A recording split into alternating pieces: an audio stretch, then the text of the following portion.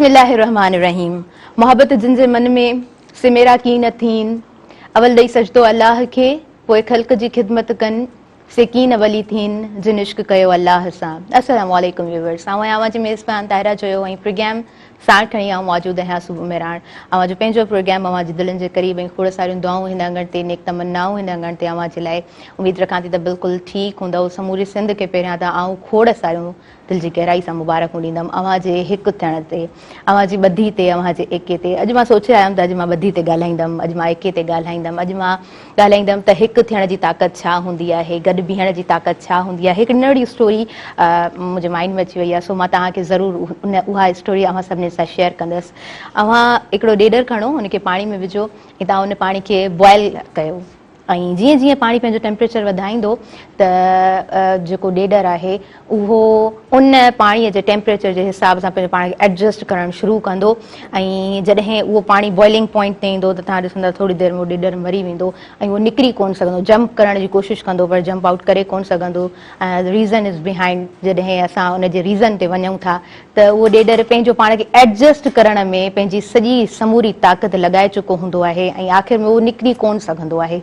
मुंहिंजो चवण जो मक़सदु आहे, जॾहिं असां सिचुएशन्स में पंहिंजो पाण खे एतिरो एडजस्ट करे वेंदा आहियूं, पोइ बाद में असां वटि स्टेमिना ई कोन बचंदी आहे त उतां निकिरूं छा, उन खां अॻियां निकिरी अॻियां जी दुनिया जो छा सोचूं, पंहिंजे लाइ छा सोचूं, पंहिंजी आज़ादी जो कीअं सोचूं।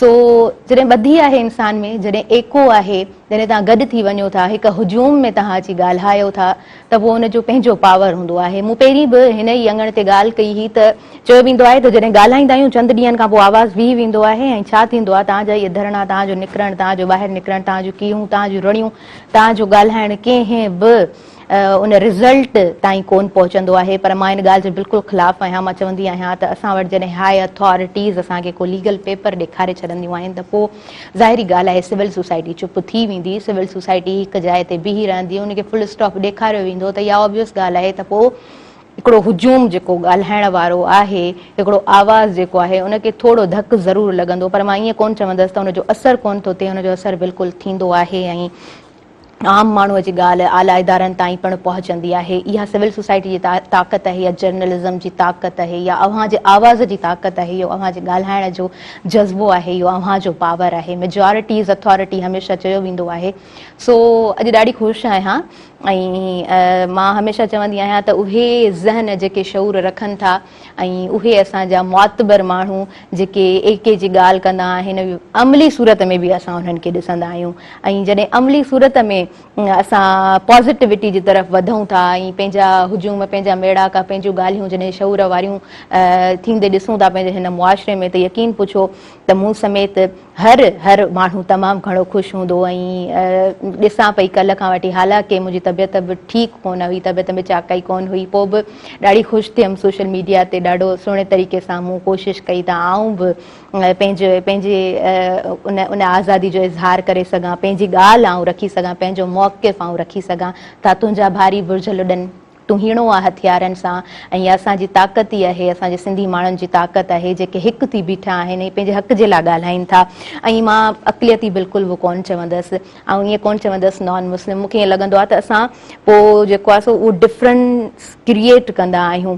हिंदुइज़म खे जेकर ॾिसिजे थो, हिंदुइज़म खे जेकॾहिं पढ़िजे थो त मां सम्झां थी असां वटि वॾी तारीख़ मौजूदु आहे। सिंध जेका 5000 साल पुराणी आहे त उते असांखे हिंदुइज़म जो हिकिड़ो बहितरीनु कॉन्सेप्ट मिले थो, इंसानियत जो हिकु बहितरीनु असांखे ॾेख ॾिसिजे थो। सो इन विचनि खे हाणे विसारणु खपे ऐं हिकु दफ़ो ॿीहर खोड़ सारियूं और सभिनीनि खे मुबारकूं। ईअं ई गॾु थींदासीं, ईअं ई ॻाल्हाईंदासीं, ईअं ई पंहिंजे हक़नि जे लाइ विढ़ंदासीं त पोइ असांजी मंज़िल असां खां दूरि कोन आहे। व्यूअर्स, अॻियां वधूं था ऐं ज़ुब मेराण जो हीउ जेको अङण आहे, जॾहिं बि सजाईंदा आहियूं, कोशिशि कंदा आहियूं त ख़ूबसूरत ॻाल्हियूं असां अव्हां साण वंडे सघूं, ख़ूबसूरत ॻाल्हियूं असां अव्हां साण करे सघूं। अॼु जो प्रोग्राम बि यस काइंड ऑफ इंट्रस्टिंग प्रोग्राम ज़रूरु आहे।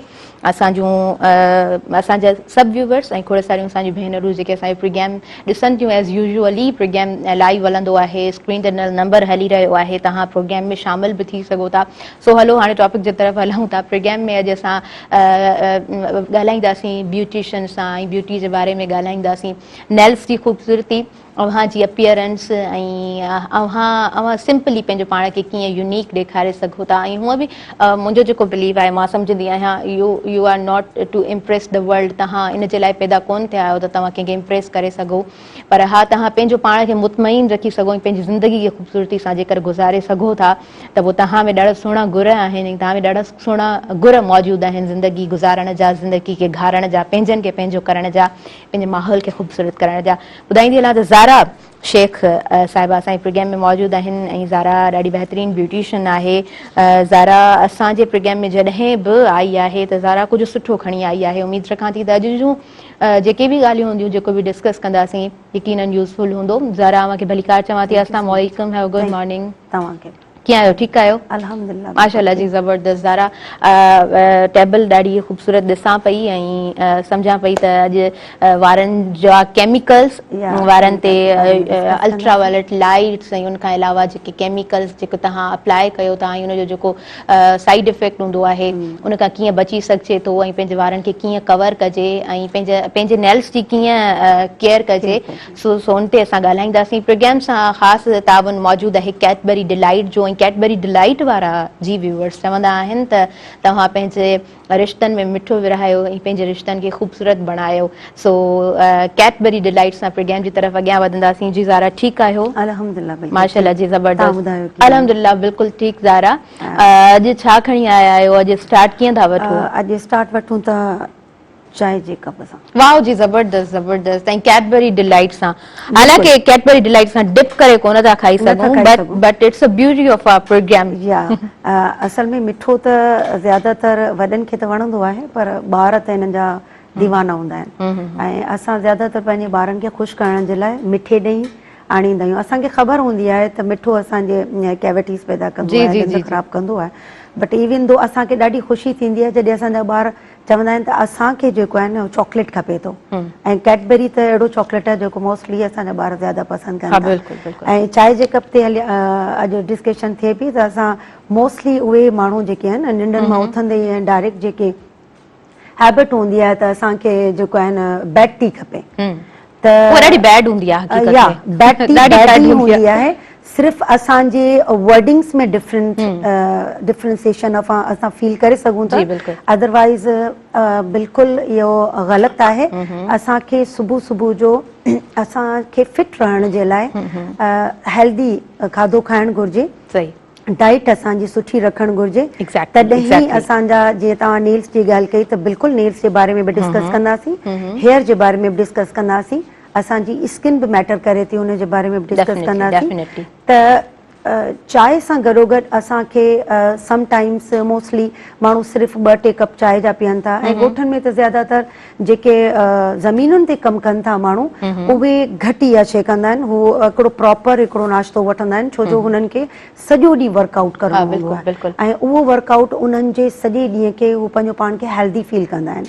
ज़ाहिर आहे हू कम ई अहिड़ो स्ट्रगल वारो कंदा आहिनि, पर असां जॾहिं ऑफिस गोइंग माण्हू जेके आहियूं, सुबुह जो उथी जॾहिं असां उन्हनि शयुनि खे हेल्दी फूड नथा वठूं या असां सुबुह जो नाश्तो नथा कयूं ऐं जस्ट चांहि जो कप पी असां पंहिंजे रूटीन ॾांहुं वधी था वञूं त उहो असां पंहिंजो पाण खे बीमार पिया कयूं। सो कोशिशि कजे व्यूअर्स खे इहो बि आउं रिक्वेस्ट कंदसि त एज़ ए ब्यूटिशियन तमामु ज़रूरी आहे तव्हांजे लाइ नाश्तो करणु सुबुह जो, देन पोइ तव्हां चांहि पी सघो था, मोस्ट वेलकम। बल्कि कैडबरी त हूअं ई मौजूदु आहे, उहो तव्हांखे ॾींहं में कहिड़े टाइम ते बि खाई सघो था। बिल्कुलु बिल्कुलु, तव्हां सही चयो पिया। एज़ अ ब्यूटिशियन असां वटि ज़ारा जी जेका सजेशन आहे ॾाढी ख़ूबसूरत आहे, ॾाढी बहितरीनु आहे। सो वाकई में अॼु ज़ारा अनफॉर्चुनेटली आउं नाश्तो कोन करे आई आहियां। सो ख़ैर आउं इन ॻाल्हि जे हक़ में आहियां त सुबुह सुबुह जो ज़रूरी इंतिहाई ज़रूरी आहे बल्कि त तव्हां जॾहिं फ्रेश थी निकिरो था त तव्हां नाश्तो करे पोइ निकिरो, ब्रेकफास्ट तमामु घणो ज़रूरी आहे। जी ज़ारा, कुझु फ़ाइदा तव्हां भला वंडियो असां सां। एक्चुअली ॾिसो, जीअं प्रेगनेंसी में लेडीज़ अचनि थियूं न त मोस्टली डॉक्टर वटि जॾहिं विज़िट कनि थियूं त पहिरियों क्वेश्चन डॉक्टर इहो ई कंदी आहे उन्हनि खां त छा तव्हां मॉर्निंग में नाश्तो कयो पिया। ऐं मोस्टली माण्हुनि जो इहो ई जवाबु हूंदो आहे त न टाइम कोन मिलंदो आहे, उथंदा आहियूं ही कमु हू कमु, ॿारनि खे ॾिनोसीं, हस्बैंड खे ॾिनोसीं, उन खां पोइ वरी घर जी रूटीन में लॻी हलिया वेंदा आहियूं या ऑफिस हलिया वेंदा आहियूं, पोइ ॿाहिरि वञी कुझु न कुझु खाई वठंदा आहियूं। समटाइम्स असां सां बि इहो थींदो आहे त असांखे उथण में लेट थी वेंदी आहे, या असां अगरि एबल न आहियूं नाश्ते ठाहिण जा त पोइ वीचारा असांजे घर जा मर्द उन्हनि खे असां सां इलाही तावन कंदा आहिनि, पोइ ॿाहिरि वञी उन्हनि खे कुझु न कुझु खाइणो हूंदो आहे। ऐं ॿाहिरि जो जेको नाश्तो हूंदो आहे उहो इलाही आहे, मतिलबु इहे ऑइल्स जेके आहिनि उहे तव्हांखे इलाही तव्हांजे इफेक्ट कनि था तव्हांजी बॉडी ते, तव्हांजी स्किन ते ऐं तव्हांजे हेयर ते। सो असांखे कोशिशि करणु घुरिजे त घर जो हेल्दी खाधो खाऊं। ॿी शइ रूटीन, जेको असां मोस्टली चवंदा रहंदा आहियूं, रूटीन में तव्हांजी एक्सरसाइज़िस ज़रूरी हुजनि। तव्हां योगा बि कयो था लेडीज़ जे लाइ ख़ासि करे त योगा बेस्ट आहे तव्हांजी फिटनेस जे लाइ, छो जो ॾिसो असां ख़ूबसूरत तॾहिं लॻंदासीं जॾहिं असां फिट नज़र ईंदासीं। सो ज़रूरी आहे योगा करे उन खां पोइ एक्सरसाइज़िस में अचो, एंड देन तव्हां कुझु जेको जूसिस वठो, ऐं कैडबरी त हुई आहे जेको तव्हां खाओ। बिल्कुलु बिल्कुलु सही चओ पिया। अच्छा, ॾाढो हार्ड हूंदो आहे ज़ारा फॉर 30 डेज़ और फॉर 40 डेज़ या मैक्सिमम 90 डेज़ चयो वञे थो त रूटीन खे सेट करणु ॾाढो हार्ड हूंदो आहे। अच्छा, उन खां पोइ मां सम्झां थी ॾाढी मैजिकल इहा ॻाल्हि हूंदी आहे, तव्हां न चाहियो तॾहिं बि उन ई टाइम जो थी वञो था। ऑफ कोर्स ऑलरेडी उहो अलार्म न तव्हांजे माइंड में क्लिक थियो वञे, उहो ई टाइम तव्हांखे उन ई टाइम ते नाश्तो खपे थो, तव्हां उन ई टाइम जॉगिंग जे लाइ रेडी थी वञो था। हालांकि तव्हांजो स्केड्यूल कुझु डिफरेंट आहे, हॉलीडे आहे, मोकल जो ॾींहुं आहे, हुनखे थोरो डिफरेंट तरीक़े सां सेलिब्रेट करणो। अच्छा ज़रा मूंखे ईअं बि फील थींदो आहे त असां सेलिब्रेशन्स विसरी विया आहियूं, नंढी नंढियुनि शयुनि खे सेलिब्रेट करणु असां विसरी विया आहियूं, असां ख़ुशि रहणु विसरी विया आहियूं, असां शुक्र अल्हम्दुलिल्लाह चवणु विसरी विया आहियूं। ऐं सुबुह जे टाइम ते न मां ॾिसंदी आहियां त ओल्ड एजिड जेके असां वटि माण्हू हूंदा आहिनि उनखे वॉक कंदे पाण ॾिसंदा आहियूं, ऐं जॾहिं उन्हनि सां कॾहिं कचहरी थिए त चवंदा आहिनि असांखे डॉक्टर चयो हुयो शुगर पेशेंट आहियूं, हा नथा करे सघूं। पर जेकॾहिं असां स्टार्टिंग खां पंहिंजो पाण खे सेट रखूं त मुंहिंजे ख्याल सां इन ॻाल्हि जी नौबत ई कोन ईंदी न। छो जो ॾिसो असांजी जेके ही शइ आहे न, असांजे गोॾनि में तकलीफ़ जे करे या पेरनि जे तिरनि जे में तकलीफ़ जे करे मोस्टली माण्हू जेके आहिनि अवॉइड कंदा आहिनि त असां वॉक न कयूं, बट वॉक तव्हांजे लाइ एतिरो बेनिफिट वारो आहे जो असांजी सोच आहे। ॾिसो असांजी कैलोरीज़ घटि थियनि थियूं हुन सां, ऐं वॉक जेको आहे उहो तव्हांखे वार्म अप करे थो, तव्हांजो ब्लड सर्कुलेशन वधे थो इन सां। तव्हां अच्छा मोस्टली असां जेको ख़ुशियुनि जी तव्हां ॻाल्हि कई त असां ख़ुशियूं सेलिब्रेट करणु विसरी विया आहियूं। त हाणे त तक़रीबन असां कोशिशि करियूं पिया त असां डिफरेंट असांजा जेके ओकेज़न अचनि पिया उन्हनि खे असां प्रॉपर तरीक़े सां मल्हायूं पिया, पर मोस्टली असां पंहिंजे घरनि में अगरि ॾिसूं त असां एतिरा बिज़ी थी विया आहियूं, जीअं अॻे बि दौरनि में माण्हू हूंदा हुआ उहे बि कमु कंदा हुआ, पर असां एतिरो बिज़ी थी विया आहियूं जो असां पंहिंजनि रिश्तनि सां खां परे थी विया आहियूं, छो जो कम्युनिकेशन गैप्स जे करे असां हिक ॿिए खे सुञाणे नथा सघूं। त ख़ुदारा ईअं न कयो, पंहिंजे रिश्तनि सां पंहिंजनि प्यारनि सां मिलंदा रहो, पंहिंजे दोस्तनि सां दोस्तियूं निभाईंदा रहो। ऐं गिफ्ट हिकिड़ो अहिड़ो बेस्ट वे हूंदो आहे तव्हांजे फ्रेंडशिप खे वधाइण जे लाइ, तव्हांजे रिश्तनि में अञा क्लोज़नेस आणण जे लाइ।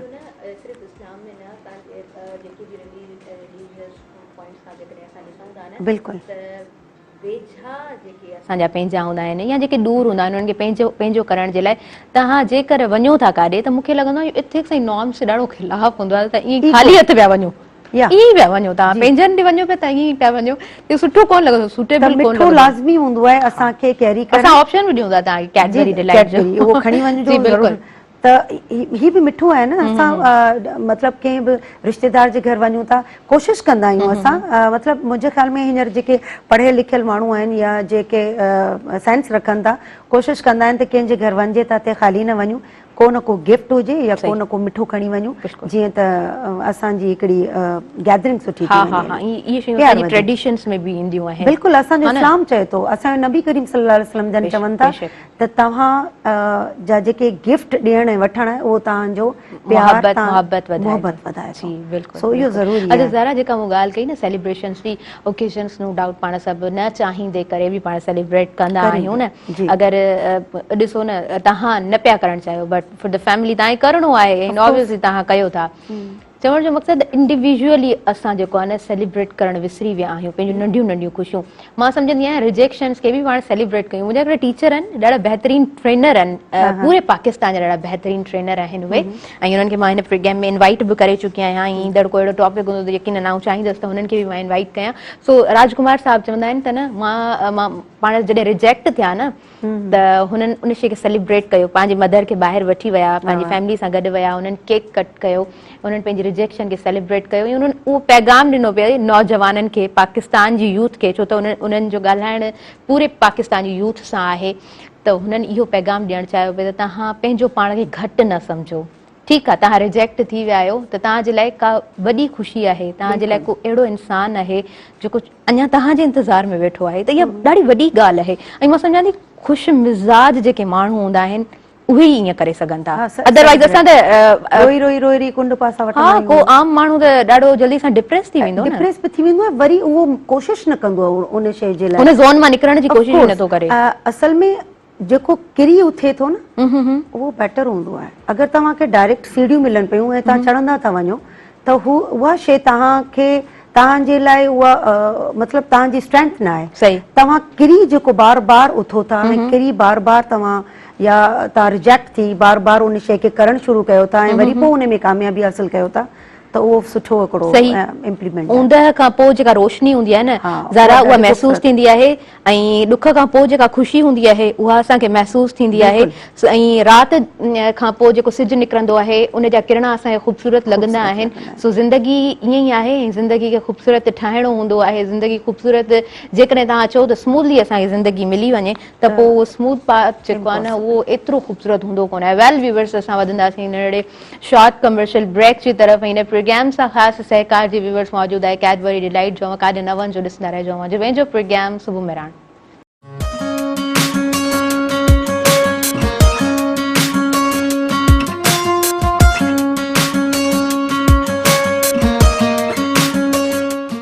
सभिनी ॾिसंदड़नि खे आउं ॿीहर भली कार चवां थी जो पंहिंजे प्रोग्राम सुबुह में राण में स्क्रीन ते व्यूवर्स नंबर हली रहियो आहे, अनाउंस कयां थी हिकु दफ़ो ऐं अनाउंस कंदी बि आहियां। प्रोग्राम में 022210285 डायल कजो ऐं प्रोग्राम में शामिल थिजो। ज़ारा सां ॻाल्हियूं कजो ऐं ज़ारा खां तव्हांजा जेके बि प्रॉब्लम्स आहिनि उन जा सॉल्यूशन्स तव्हां पुछिजो ऐं अप्लाई बि कजो। ऐं मूंखे लॻंदो आहे त तव्हां अप्लाई बि कंदा आहियो जॾहिं तव्हांखे ख़बर पवंदी आहे त हिन प्रॉब्लम जो ही सॉल्यूशन आहे, स्पेशली तव्हांजी स्किन सां रिलेटेड, तव्हांजे नेल्स सां रिलेटेड, तव्हांजे वारनि सां रिलेटेड, त पोइ उहे उन्हनि शयुनि खे तव्हां ज़रूरु कोशिशि कंदा हूंदव त इहो मसइलो जल्दी खां जल्दी हल थिए। हिन मसइले असांखे ॾाढो परेशान कयो आहे, पिंपल असांखे ॾाढो परेशान कयो आहे, पर हा मां इहो ज़रूरु चवंदसि त जॾहिं तव्हां मेकअप कंदा आहियो तव्हांजा पिंपल्स जॾहिं ज़ाहिर थींदा आहिनि त that's not a big thing, that's not a big deal. तव्हां जी उहा बि ख़ूबसूरती हूंदी आहे ऐं उन एज में उहो पिंपल बि तव्हांखे सूट कंदो आहे, लाइट सो मेकअप बि तव्हांखे सूट कंदो आहे ऐं उहो पिंपल जेकॾहिं ज़ाहिर थींदो आहे त उहा बि नेचुरल ब्यूटी लॻंदी आहे। सो कॉम्प्लेक्स खां हटी वञो ऐं इन कॉम्प्लेक्स में पवण खां बहितर आहे त रिलैक्स थी पंहिंजो पाण खे पहिरीं एक्सेप्ट कयो वॉट आई एम, ऐं जीअं मां क्रिएट कई वई आहियां, जीअं आउं क्रिएट कयो वियो आहियां, ऐं ख़ूबसूरत आहियां, ऐं ख़ूबसूरत आहियां, इन ॻाल्हि खे तस्लीम करे उन खां पोइ तव्हां पंहिंजी केयर कयो त उहा शइ मुंहिंजे ख़्याल सां असर बि कंदी ऐं उहा शइ तव्हांखे मुतमइन बि ॾाढो कंदी। जी ज़ारा, सो स्टार्टिंग में पाण केमिकल्स जी तरफ़ हलूं। अॼु हेयर केमिकल ॾिसो असां वटि ऐं व्यूअर्स सां इहे शइ डिस्कस कंदसि त मोस्टली जेके लेडीज़ या गर्ल्स घरनि में हूंदियूं आहिनि, ॾाढो अॼुकल्ह इन शइ जो ट्रेंड हले पियो त असांखे जेके स्ट्रेट हेयर रखणा आहिनि त अॼु थोरो उन जे बारे में बि ॻाल्हाईंदासीं, छो जो काफ़ी माण्हुनि खे ख़बर कोन हूंदी आहे त स्ट्रेटनिंग छा आहे, केमिकल स्ट्रेटनिंग छा हूंदी आहे, नॉन केमिकल छा हूंदी आहे ऐं नेचुरल केमिकल छा हूंदी आहे। त इन्हनि खे आउं डिफरेंट पार्ट्स में खणी तव्हांखे प्रॉपर तरीक़े सां गाइड कंदसि त इफ़ अगरि तव्हां कंहिं ब्यूटिशियन वटि नथा वञो, कंहिं एक्सपर्ट वटि नथा वञो, त एटलीस्ट तव्हांखे नॉलेज हुजे त असां कहिड़े तरीक़े सां पंहिंजनि वारनि खे स्ट्रेट करे सघूं था या what is the right way to take a chemical like that. असां वटि मोस्टली माण्हू जेके गर्ल्स जेके आहिनि ज़्यादातर या असांजूं लेडीज़ जेके आहिनि उहे स्ट्रेटनिंग खे इलाही प्रिफर कनि थियूं त असांजो वार सिल्की, शाइनी, स्मूथ नज़र अचे। त उन जे लाइ फर्स्ट आउं डिस्कस कंदसि केमिकल वर्क। केमिकल वर्क छा हूंदो आहे? केमिकल वर्क जेको आहे उहो तव्हांजे वारनि जे टेक्सचर खे टोटली चेंज करे छॾींदो आहे। ओके, उन में असांजो फर्स्ट अचे थो rebonding and Xtenso. Rebonding and Xtenso छा आहे? असांजा कॉन्सेप्ट्स क्लियर कोन हूंदा आहिनि। मोस्टली असां वटि जेको क्लाइंट अचे थो त हुननि जी डिमांड हूंदी आहे त असांखे वार सिल्की शाइनी स्ट्रेट खपे, उन्हनि जे लाइ रिबॉन्डिंग ऐं असांखे एक्सटेंसो कराइणो आहे, राइट।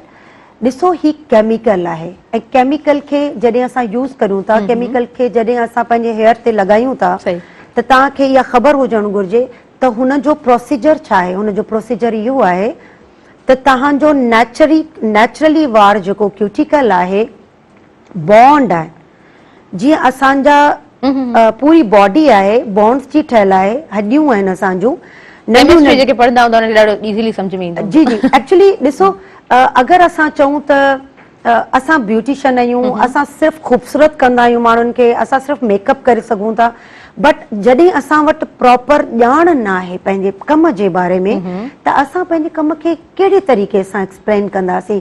असां वटि को क्लाइंट अचे थो, हा भई ही प्रोडक्ट ॾाढो सुठो आहे, इहो तव्हांजे मथे खे हणूं था ऐं उन खां पोइ तव्हांखे ही रिज़ल्ट मिलंदो। इहा शइ मुंहिंजे प्रोफेशन में नथी अचे। असां जेसि ताईं पंहिंजो पाण खे एजुकेट कयो आहे, असांखे प्रोडक्ट्स जे बारे में नॉलेज आहे, देन असां वेहंदा आहियूं पंहिंजे क्लाइंट खे इहा शइ प्रॉपर तरीक़े सां सम्झाईंदा आहियूं त तव्हां केमिकल जे पासे अचो पिया त keep it in your mind त तव्हांखे उन जे बारे में बी केयरफुल ऑफ इट, छो जो केमिकल यूज़ थिए पियो, साइड इफेक्ट्स बि हूंदा। साइड इफेक्ट्स बि हूंदा। ईअं त कोन्हे तव्हांजो वार बिल्कुलु स्ट्रेट शाइनी ऐं ख़ूबसूरत थी वेंदो, बिल्कुलु थींदो, बट पोइ कीअं थींदो उहो तव्हांखे ॿुधायां थी। अॼु असां डिस्कस करियूं पिया केमिकल वर्क ते, त केमिकल वर्क में जॾहिं असां रिबॉन्डिंग एंड एक्सटेंसो कराईंदा आहियूं, उन में असां क्यूटिकल भञी छॾींदा आहियूं, बॉन्ड तोड़े छॾींदा आहियूं। कंहिं बॉडी जो आहे असां पूरा पार्ट्स भञी ऐं उनखे वापसि खां उथारे ऐं ॿिहारे छॾियूं, इहो हूंदो आहे रिबॉन्डिंग एंड एक्सटेंसो, राइट। उन खां पोइ असां वरी सेकेंड स्टेप ते अचूं था, उहा हूंदी आहे केराटिन। अच्छा, केराटिन में बि असां वटि ॿिनि क़िस्मनि जा प्रोडक्ट्स मौजूदु हूंदा आहिनि। हाणे केराटिन फॉर एग्ज़ाम्पल, असां अगरि केराटिन जी ॻाल्हि करियूं था, केराटिन छा आहे? ॾिसो, असांजे लेडीज़ जो पहिरीं मिस्टेक इहा त केमिकल, हीअ त केमिकल आहे। ॾिसो, केराटिन तव्हांखे बिल्कुलु केमिकल न पियो ॾे, it's like a protein, right. Protein तव्हांजे वारनि में पेनिट्रेट कराए, देन तव्हांजे वार खे silky shiny, not straight like a rebonding. असांजो प्लीज़ कॉन्सेप्ट क्लियर कयो। मोस्टली लेडीज़ जेके ईंदियूं आहिनि उहे छा कंदियूं आहिनि, उहे चवंदियूं आहिनि केराटिन में त वार बिल्कुलु सिधो थी वेंदो आहे। बिल्कुलु न। ऐं एज़ ए एक्सपर्ट ऐं तव्हांखे इहो बिल्कुलु रिलैक्स करणु चाहींदसि, तव्हांजो बिल्कुलु रिबॉन्डिंग वांगुरु तव्हांजो वार स्ट्रेट कोन थींदो, छो जो तव्हांजो वार जेको आहे, असां क्यूटिकल तोड़ियूं न पिया, तव्हांजो बॉन्ड्स ख़तमु न पिया कयूं, उन्हनि खे मारियूं न पिया। केराटिन, असांजो हेयर छाजो ठहियल? केराटिन जो। इट मीन्स असांजो वार ड्राई, डैमेज, रफ थी वियो आहे, उन खे असां प्रॉपर तरीक़े सां कवर अप करियूं था त तव्हांजा जेके प्रॉब्लम्स वार में आहिनि उन्हनि खे सोल्यूशन ॾियूं पिया। पोइ उन में थोरो घणो 40 to 50% या 60% ताईं तव्हांजो वार स्ट्रेट थी थो वञे। त कॉन्सेप्ट अॼु मूं चाहियो त आउं तव्हांजो इहो क्लियर कयां त रिबॉन्डिंग एंड केराटिन में छा फ़र्क़ु आहे ऐं बोटॉक्स छा आहे। तव्हांजी सिर्फ़ु वार जो उन में क्यूटिकल जो को बि अमल दख़ल न आहे, को बि। अच्छा, ॿी शइ अचूं था, केराटिन में असां वटि ॿिनि क़िस्मनि जूं केराटिन्स हूंदियूं आहिनि। ऐं पंहिंजे सलोन जी ॻाल्हि कंदसि त असां वटि पंहिंजा ब्रांड्स हूंदा आहिनि जेके असां ब्राज़ील मां परचेस कंदा आहियूं ऐं उन्हनि जो कमु छा आहे, मोस्टली मूं इहो ॾिठो आहे त ब्यूटिशियंस जेके आहिनि उहे केराटिन कनि थियूं, पर उन्हनि वटि हिकिड़ी ई केराटिन ज़्यादातर मौजूदु हूंदी आहे जेका हर हेयर ते कई वेंदी आहे, बट न। ऐं तव्हांजो कॉन्सेप्ट वरी क्लियर करणु चाहींदसि त ॿिनि क़िस्मनि जा वार असां वटि हूंदा आहिनि। हिकिड़ा वर्जिन हूंदा आहिनि, राइट, ॿिया असांजा केमिकल ट्रीटेड हेयर हूंदो आहे, राइट। वर्जिन जेको हेयर आहे उन्हनि जे लाइ असां वटि जेका केराटिन हूंदी आहे उहा वर्जिन जे लाइ असां कार्निवल यूज़ कंदा आहियूं ऐं रियो जेका आहे उहा यूज़ कंदा आहियूं असां केमिकल एंड ट्रीटेड हेयर जे लाइ। ॾिसो, तव्हांजो वर्जिन वार आहे त उन जे मथां असां जॾहिं को बि वर्क करियूं था, का प्रोटीन ॾियूं था, को केराटिन करियूं पिया, त उहो सुठो असर अंदाज़ थींदो ऐं प्यारे तरीक़े सां सुठे नमूने सां असांजे वार खे वरी रिज़ल्ट ॾींदो। पर जॾहिं असां केमिकल वर्क ते अचूं था, जेको केमिकल हेयर आहे, ऑलरेडी डैमेज आहे, रफ आहे, अञा तमामु घणो ड्राई आहे, त उन खे जेका असां कैरेटीन ॾियूं पिया, उहा कैरेटीन जेका आहे उहा उनखे उनजो स्ट्रक्चर जेको आहे वार जो उहो सेटल करे पई। सही सही। ठीकु, ही त असां डिस्कस कयोसीं केमिकल वर्क। हाणे अचूं था उहे एस्थेटिक मतिलबु नॉन केमिकल वर्क कहिड़ो हूंदो आहे जंहिंसां असां पंहिंजे वारनि खे स्ट्रेट कंदा आहियूं। ऐं उहो कमु तव्हां घरनि में कंदा आहियो। कीअं? उहो कमु तव्हां ईअं कंदा आहियो जो तव्हां वटि आयरन मौजूदु आहे ऐं तव्हां आयरन कई पंहिंजे वारनि खे प्रॉपर तरीक़े सां, एंड देन तव्हां सम्झो त तव्हांजा वार स्ट्रेट करे छॾिया। नॉन केमिकल थियो, असां केमिकल अप्लाई कोन कयो, बट असां किथे ग़लती कंदा आहियूं, असांजो वार वरी ड्राई रफ ख़राब छो पियो थिए, छो पियो किरे, छो जो तव्हां उन्हनि खे प्रॉपर हीट प्रोटेक्टर न ॾिनो। सही। सो जॾहिं बि आयरन कयो घर में या हीट प्रोटेक्टर्स तव्हांखे ॾाढा आराम सां अवेलेबल थींदा, तव्हांखे मार्केट्स में मिली वेंदा, सुठनि सुठनि मॉल्स तां मिली वेंदा। बिफोर स्प्रे हीट प्रोटेक्टर, देन तव्हां ॾिसो इहो बि तव्हां वार खे स्ट्रेट कयो पिया ऐं तव्हां हीट ॾियो पिया। जॾहिं हीट प्रोसेस वार ते थींदो आहे त ऑफकोर्स असांजो वार डैमेज ईंदो आहे, राइट। जॾहिं असां केमिकल जो कमु कयूं पिया त असां केमिकल अप्लाई करे देन असां आयरनिंग कयूं पिया, त इट मीन्स असां हिकिड़ी तह ॾेई छॾी आहे वार खे, देन असां उन मथां आयरनिंग कयूं पिया, हीट त ॾियूं पिया न, राइट। ऐं उन खां अलावा जॾहिं असां नॉन केमिकल वर्क ते अचूं पिया त असां डायरेक्ट जेका हीटिंग वारनि खे ॾियूं पिया उहो असांजे वार खे ख़राबु करे थो। मोस्टली नंढड़ियूं ईंदियूं आहिनि असां वटि, असांजा वार जेके आहिनि इलाही ख़राबु थी विया आहिनि, त हुननि जो असां जॾहिं वारनि जो टेक्सचर चेक कंदा आहियूं त इहो ई चवंदा आहियूं बाबा तव्हां केतिरो आयरन कयो था, त मोस्टली चवंदियूं आहिनि असां डेली कयूं था, यूनिवर्सिटी वञूं था, बाबा हिकिड़ो भेरो कैरेटीन वग़ैरह कराए छॾियो, तव्हांखे बार बार आयरनिंग जी ज़रूरत न पवे। त keratin it's a safe side for your hair. ठीकु है। अच्छा, उनजो टाइम पीरियड छा हूंदो आहे ज़ारा कैरेटीन जो? असां अगरि रिबॉन्डिंग ऐं एक्सटेंसो ते अचूं था त उहे त तव्हांखे ख़बर आहे परमानेंट स्ट्रेटनिंग हूंदी आहे, 2-3 साल 4 सालनि ताईं उहा तव्हांजी जेका आहे स्ट्रेटनिंग रहंदी आहे। जीअं जीअं तव्हांजो वार ग्रो कंदो वेंदो आहे तीअं तीअं तव्हांजो रिबॉन्डिंग ऐं एक्सटेंसो हेठि वेंदो हलियो आहे। पर जॾहिं असां कैरेटीन कंदा आहियूं त उन्हनि जो टाइम ड्यूरेशन जेको आहे उहो 5, 6, 8 मंथ ताईं हूंदो आहे। बट अगरि तव्हां केयर कयो था त it takes long time period, साल ताईं हली वेंदो आहे। बट अगरि तव्हां केयर कयो, वरी बि इहो केमिकल ते जॾहिं असां ॻाल्हि कई पई त अञा मूंखे काफ़ी शयूं ॿुधाइणियूं बि आहिनि। नॉन केमिकल ते पाण डिस्कस कयूं पिया, नॉन केमिकल ते आयरन खां अलावा असां अची था वञूं ब्लो ड्राई ते। ब्लो ड्राई बि हार्ड ऐं गरम हिकिड़ो शइ आहे जेका असां पंहिंजे वारनि खे हीट ॾियूं था, उन सां बि असां पंहिंजे वारनि खे स्ट्रेट कंदा आहियूं। ऐं थर्ड वन जेको आहे उहो असां वटि हूंदा आहिनि ब्रशिस जेके स्ट्रेट करण जा हूंदा आहिनि, ठीकु है। उहे बि हीटिंग ई ॾेई तव्हांजे वार खे स्ट्रेट कंदा। It means non chemical work जेको असां घरनि में कयूं था, हीट प्रोटेक्टर्स यूज़ कयूं या असां उहे सीरम्स यूज़ करियूं जीअं या असां वटि सीरम्स हूंदा आहिनि जेके असां यूज़ कंदा आहियूं हिननि ते।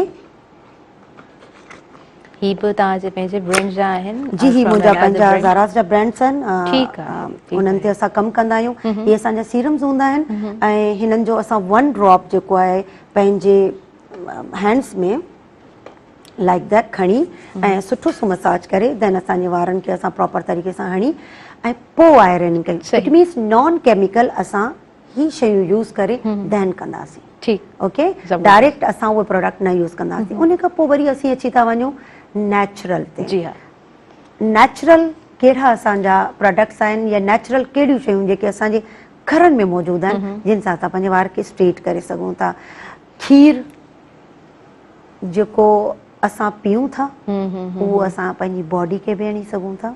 फ्रेश गॉट मिल्क जेको हूंदो आहे, या फ्रेश गॉट मिल्क एंड उहो मिल्क जेको असांजो बॉइल्ड न हुजे, बकरीअ जो खीर उन जी असां ॻाल्हि कयूं पिया जेको ओॿारियल न हुजे, जंहिंखे तव्हां बॉइल न करियो। जी हा। ऐं पाउडर मिल्क बि असां उन्हनि जा स्प्रेस ठाहे असां मोस्टली वारनि खे स्ट्रेट कंदा आहियूं, ठीकु है।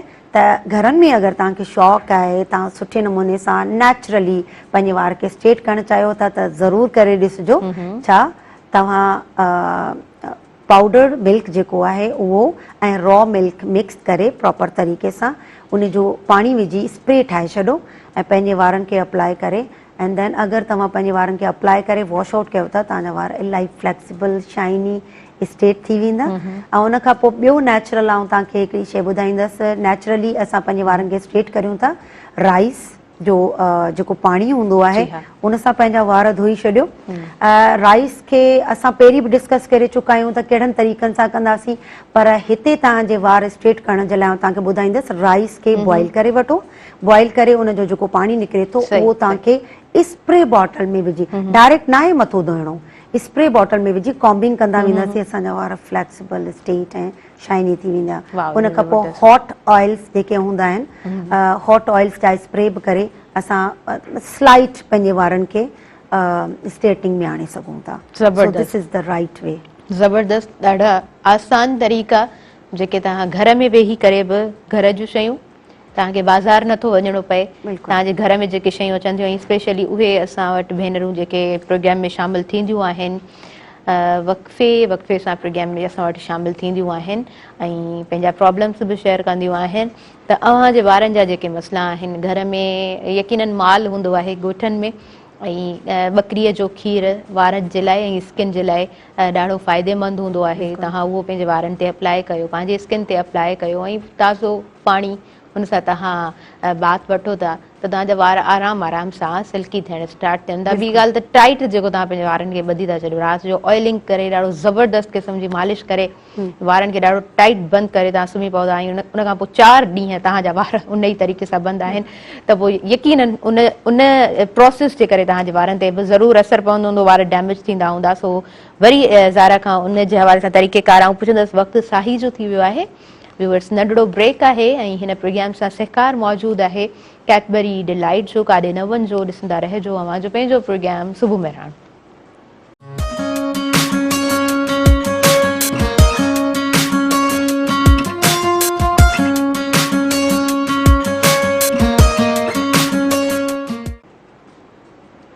सभिनी ॾिसंदड़नि खे आउं ॿीहर भली ख़ैरु चवां थी अव्हांजे पंहिंजे प्रोग्राम सुबुह मेहरान में।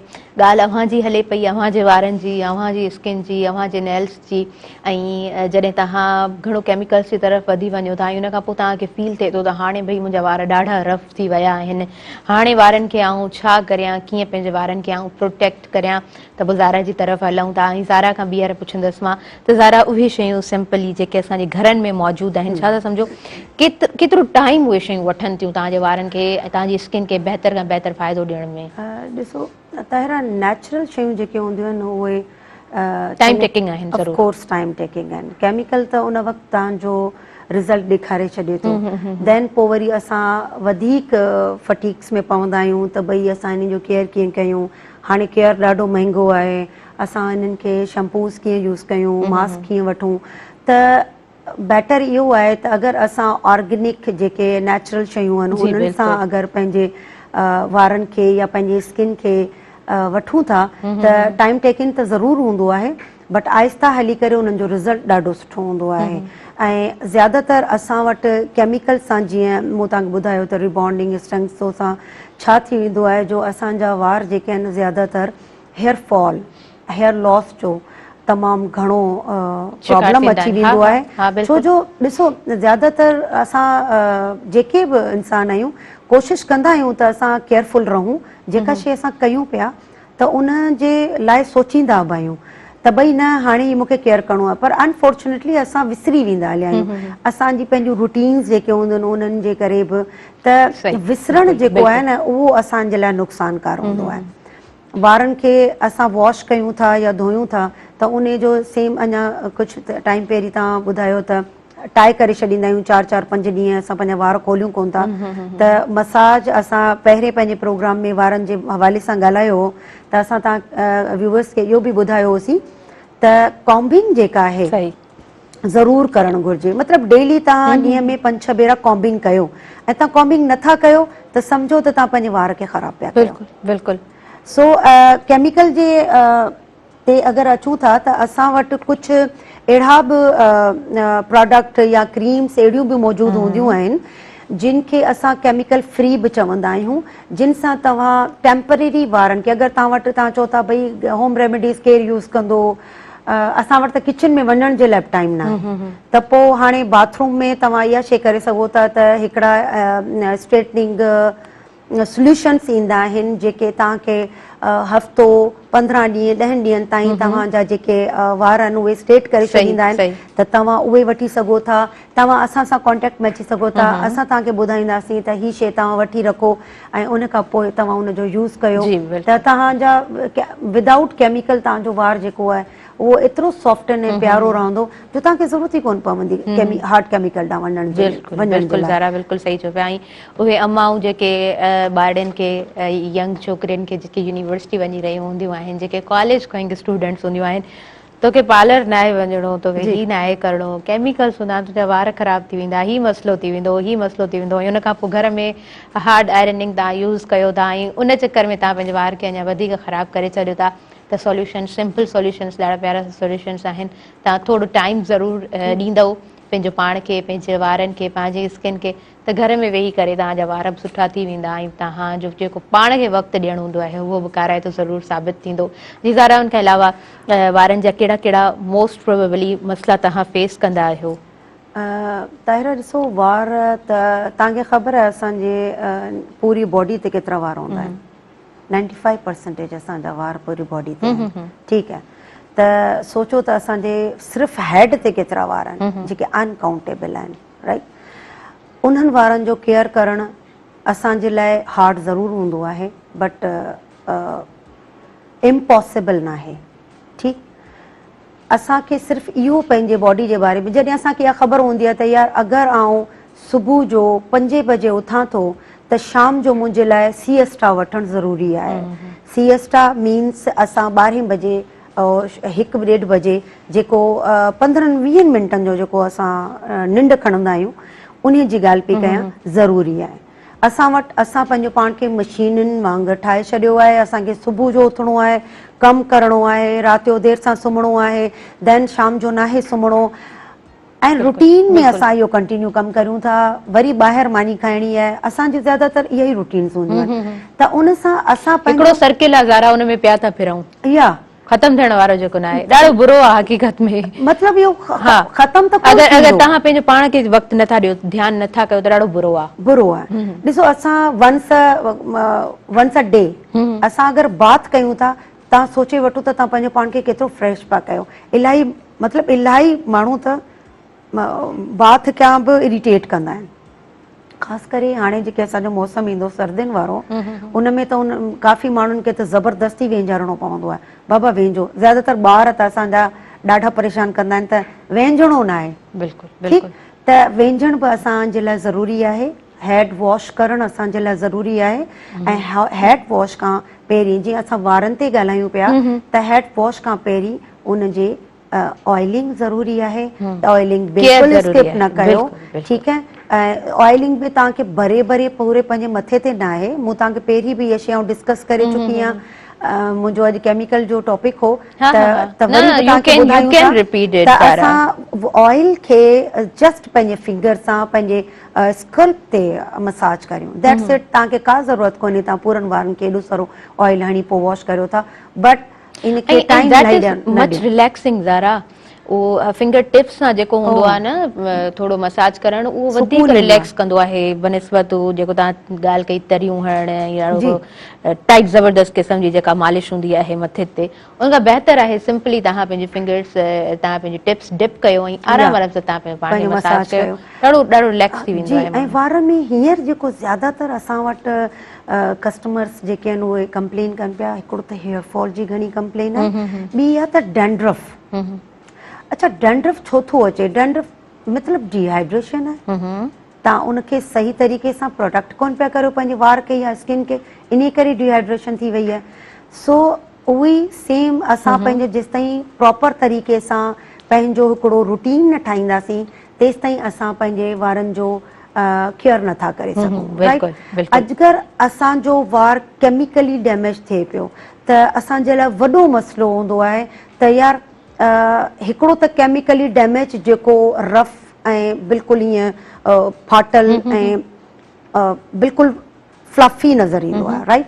ऐं हिकिड़ो उहो वार हूंदो आहे जेको बिल्कुलु रबड़ जीअं जीअं केमिकल असां रिबॉन्डिंग या एक्सटेंसो कयूं था, घणो टाइम पीरियड अगरि उहो असां रखी वञूं था वारनि में त उहो छा थींदो आहे, वार डेड थी वेंदो आहे ऐं उहो एतिरो फ्लैक्सिबल थी वेंदो आहे जीअं रबड़ वांगुरु स्ट्रेच थींदो आहे, उहो बिल्कुलु रबड़ वांगुरु। ऐं उहो कुझु ॾींहं ज़िंदा रहंदो आहे, पोइ किरी पवंदो आहे, क्लियर। त उन जे लाइ बि लाइफ टाइम ॾाढो घटि हूंदो आहे उन वार जो, लाइफ आहे ई कान्हे न, उहो ख़तम थी वियो, आख़िरी ॾींहंनि में साहन पसाहन आख़िरी में कोन्हे, उहो ख़तम थी वियो। त उन जे लाइ असां वटि कुझु अहिड़ा बि प्रोडक्ट मौजूदु आहिनि जिन जो रेगुलरली इस्तेमाल सां, रेगुलरली उनखे यूज़ करण सां तव्हांजे वार वापसि खां वरी साह अची वेंदो आहे ऐं वापसि खां हो ब्रीथ करणु शुरू कंदो आहे। ॾिसो, तव्हां अगरि सम्झो था त तव्हां सिर्फ़ु तव्हां ई साह खणो पिया, सॉरी फॉर दैट, तव्हांजो वार साह खणो पिया, तव्हांजा नेल्स साह खणनि पिया, तव्हांजी स्किन साह खणे पई, तव्हांजो वेन साह खणनि पियूं, इट मीन्स अल्लाह साईं तव्हांजे जेके बि बॉडी में ऑर्गन्स ॾिना आहिनि उहे सभु साह खणनि पिया। त उन्हनि जे लाइ साह खणण वारे खे असां ख़तम त कोन कंदासीं न, असांजे वार खे केमिकल लॻी वियो त हाणे असां छॾे ॾींदासीं या असां हुनखे कटराए छॾींदासीं? No, this is not a solution. Solutions मौजूदु आहिनि, बिल्कुलु आहिनि, उहे तव्हां कंटिन्यू करियो। अच्छा, मोस्टली जेके लेडीज़ असां वटि अचनि थियूं, प्लीज़ उहे लेडीज़ केयरफुली ॿुधनि मुंहिंजी ॻाल्हि, त मोस्टली उहे लेडीज़ जिन जा वार बिल्कुलु डेड थी विया आहिनि, जॾहिं मोस्टली असांखे ॿुधाईंदियूं आहिनि अची त असां ही केमिकल यूज़ कयो हो घर में, मतलब एक्सपेरिमेंट, सही, माना थी सके तो तव्हां वधीक क्वांटिटी में यूज़ करे विया हुजो, ख़बर न। उस्ताद छो चवंदा आहियूं ज़रूरी आहे त उस्ताद वटि सही गाइडेंस, ऑब्वियसली गाइड तव्हांखे उहो प्रॉपर गाइड करे सघे थो। ॾिसो, प्रोडक्ट ते जेका शइ एप्लीकेशन लिखियल आहे तव्हां पढ़ी ऐं तव्हां उनखे कंटिन्यू करियो था, त प्रोडक्ट ते जेको कुझु लिखियल आहे, छा तव्हां उन्हनि जे बारे में नॉलेज आहे तव्हांखे? छा तव्हां उहा शइ पहिरीं यूज़ कई आहे? हाणे फॉर एग्ज़ाम्पल तव्हांजो वार डेड थी वियो आहे ऐं बिल्कुलु हू ख़राब थी वियो आहे, हाणे तव्हांखे ख़बर आहे आप इहे वार असांजा कटे छॾियो, बाबा इन्हनि जो सोल्यूशन वार कटणु कोन्हे, ही त वार तुंहिंजो सफ़ा ख़तमु थी, मथे ताईं ख़राबु आहे, त छा तव्हां एतिरा वार कराए छॾींदा? प्लीज़ इन्हनि जो केयर वठो। बार बार आउं इहा शइ बि डिस्कस कंदी रही आहियां ऐं हमेशह कंदी रहंदी आहियां पंहिंजे व्यूअर्स सां, पंहिंजे क्लाइंट सां, त हर शइ हिकिड़े भेरे में न थींदी आहे। इन जे लाइ तव्हांखे थोरो टाइम पीरियड वठिणो पवंदो आहे, इंतज़ारु करिणो पवंदो आहे। उहा ई ॻाल्हि न, ज़रा सब्र विसरी विया आहियूं न पाण, कोन्हे न सब्र, सब्र न आहे, हर शइ बसि तिरीअ ते चवंदा आहिनि एग्ज़ाम्पल ॾींदा, तिरीअ ते विश्त खपे। सो ही त जादू थींदो आहे, ही मेरेकल आहे न, दुनिया में ईअं न थींदो आहे। नो, तव्हांजी शइ ख़राब थी वई आहे, जी बिल्कुलु, का बि शइ ख़राब थी वई आहे, ऑफ कोर्स उनखे ठाहिण जे लाइ टाइम लॻंदो, त जेके बि सोल्यूशन्स तव्हांखे ॾिना वञनि था या असां तव्हांखे प्रिफर कयूं था, बाबा ही शइ जेका आहे तव्हां यूज़ कयो, त प्लीज़ कीप कंटिन्यू इट। अच्छा, महांगे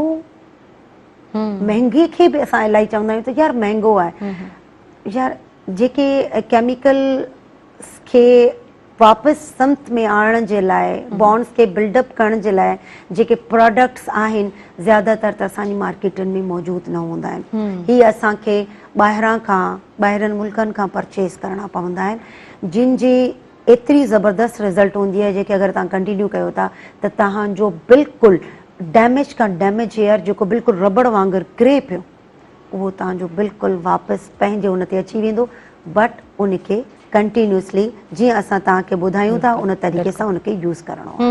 ज़बरदस्त ज़बरदस्त, थोरो ज़ाहिरी ॻाल्हि आहे, उहो सब्र बि रखिणो पवंदो, तव्हांखे तहमुल रखिणो पवंदो पंहिंजे अंदरि में, ऐं उन शइ खे थोरो टाइम ज़रूरु ॾियणो पवंदो, त तव्हांजा वार यकीनन उन सही सिमत में अची वेंदा, तव्हांजी स्किन बहितर थी वेंदी। पर उहा शइ जीअं ज़ारा चयो त इहो मिरेकल न आहे, इहो जादू न आहे, जल्दी में तव्हांखे उहा रिज़ल्ट कोन थी मिली सघे, त उहो प्रोसेस वरी हलाइणो पवे थो। के ज़ारा हाणे नेल्स ते पाण अचूं, बिल्कुलु नेल्स ते असां अचूं था, ऐं नेल्स जे बारे में काफ़ी शयूं आहिनि मूंखे डिस्कस करण जे लाइ, ऐं करे बि आउं तव्हांखे प्रैक्टिकली बि करे ॾेखारींदसि। जी हा, त असां जी जी सिंपली तव्हांजा नेल्स जेको आहे सो ख़ूबसूरत कीअं रखणा आहिनि, कहिड़े तरीक़े सां तव्हां चाहियो था त मुंहिंजा नेल्स शाइनी हुजनि, बिल्कुलु। प्यारा सां हुजनि। जी ज़ारा, जॾहिं बि असांजो कॉन्सेप्ट वेंदो आहे नेल्स ते न, हर माण्हू जो, अच्छा कुझु माण्हू जेके हूंदा आहिनि माण्हुनि जी पर्सनैलिटी जो जेको फर्स्ट विज़न हूंदो आहे ड्रेसिंग मां कढंदा आहिनि। कुझु माण्हू उन्हनि जा वार ॾिसंदा आहिनि, कुझु अखियुनि ॾांहुं वेंदा आहिनि, कुझु उन्हनि जे फेस खे ॾिसंदा आहिनि। इट मीन्स बिल्कुलु बिल्कुलु पर्सनैलिटी कहिड़ी शइ में नज़र अचे थी। पर ऐं अगरि पर्सनली पंहिंजी ॻाल्हि कयां त मुंहिंजो फर्स्ट माण्हू ते ग्लैंस वेंदो आहे उन्हनि जे हैंड्स ते ऐं उन्हनि जे पेरनि ते। हाणे उहे उन्हनि में हैंड ऐं फीट ते अची वञनि था नेल्स, ऑब्वियसली मोस्टली तव्हां नेल बाइट करण वारा। ज़ारा पाण कंटिन्यू कयूं था, इंटरप्ट करे चुकी आहियां। न्यूज़ ब्रेक आहे व्यूवर्स, इन प्रोग्राम सां ख़ासि सहकार मौजूदु आहे कैडबरी डिलाइट जो। पंहिंजे रिश्तनि में मिठो विरायो, पंहिंजे रिश्तनि खे ख़ूबसूरत बणायो। ऐं न्यूज़ ब्रेक आहे, काॾे न वञिजो, ॾिसंदा रहिजो अवां जो पंहिंजो प्रोग्राम सुबुह महिराण।